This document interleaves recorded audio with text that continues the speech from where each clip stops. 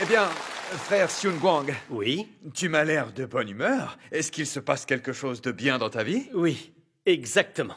J'ai de très bonnes nouvelles à vous annoncer à tous. Eh bien, dis-nous tout alors. J'ai entendu un témoignage. Ah, Ce témoignage disait que le Seigneur s'est incarné et est descendu en secret.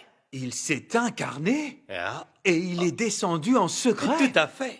Comment est-ce Et possible? pourtant, La Bible a prophétisé que le Seigneur reviendrait sur des nuées et que tous les yeux le verraient. Son arrivée remuerait ciel et terre et se ferait au milieu de la foudre et du tonnerre, des nuages tourbillonnants, des armées en marche. Nous connaîtrions à la fois une jubilation infinie et une effervescence qu'on ne saurait contenir. Ce oh là là là sentiment... là là là là, regarde comme tu t'emportes. Oh que oui. Tu ne connais qu'une partie de l'histoire, pas la totalité. Ah oui?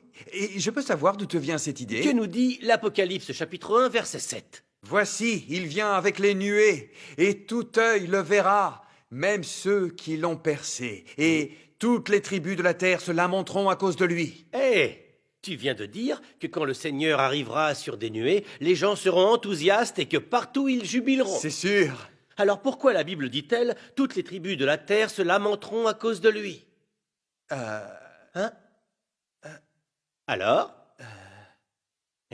Pourquoi les gens se lamenteraient-ils en le voyant venir avec des nuées? Eh bien, si tu veux comprendre pourquoi, intéresse-toi aux autres prophéties sur le retour du Seigneur.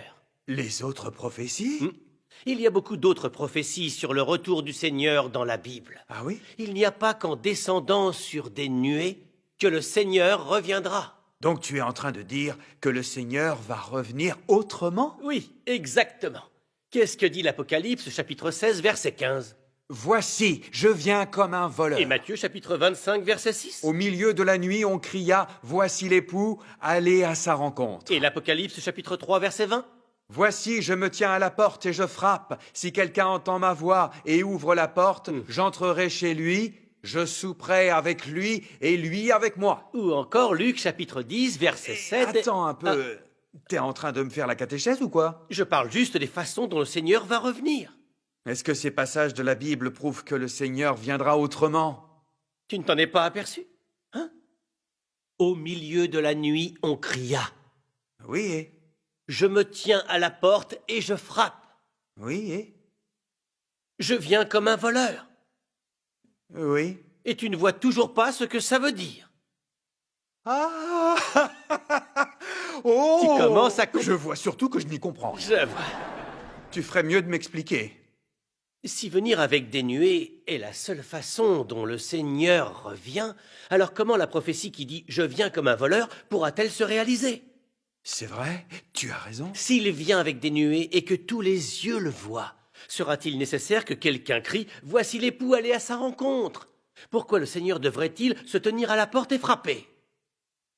On dirait bien que c'est loin d'être la seule façon dont le Seigneur viendra. C'est vrai. Continue d'expliquer. Selon les prophéties du Seigneur, il descendra d'abord en secret et apparaîtra ensuite publiquement. Au milieu de la nuit, on cria « Je me tiens à la porte et je frappe » et comme un voleur. Ces passages renvoient à son retour en secret. Voici, il vient avec les nuées. Cela renvoie à l'apparition publique du Seigneur. C'est comme ça que les prophéties du Seigneur seront réalisées. Donc le Seigneur revient en descendant d'abord en secret et ensuite en apparaissant en public. Exact. D'accord. Mais pourquoi est-ce qu'il vient en secret? Venir en secret renvoie au fait que Dieu devient chair et vient sur terre en tant que fils de l'homme. Devenir chair? Fils de l'homme? Et tout cela s'appuie sur des prophéties. Bien sûr que cela s'appuie sur des prophéties. Le Seigneur Jésus a prophétisé plusieurs fois son retour en tant que fils de l'homme, qu'il apparaîtra en tant que fils de l'homme et qu'il viendrait en tant que fils de l'homme. Par exemple, que dit Luc 17, versets 24 et 25?